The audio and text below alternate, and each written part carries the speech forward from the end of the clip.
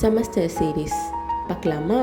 Morning வந்து நான் வந்து என் பெஸ்ட் ஃப்ரெண்ட் வீட்டுக்கு வந்து படிக்க போயிட்டேன். ஏன்னா நானும் அவளை தான் இந்த செமஸ்டருக்கு வந்துட்டு ஒன்றா உட்காந்து படிச்சுட்ருக்கோம்.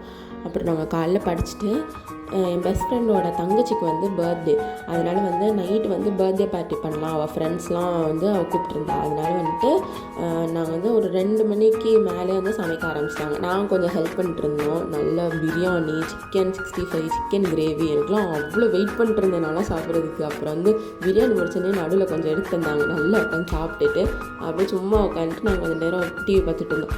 அப்புறம் வந்து நாங்களும் மதியம் கொஞ்சம் லேட்டாக தான் சாப்பிட்டோம். மதியம் நல்லா ஒரு தட்டு கட்டிட்டு அடுத்து பர்த்டே பார்ட்டிக்கு ரெடி பண்ண ஆரம்பிச்சிட்டோம்.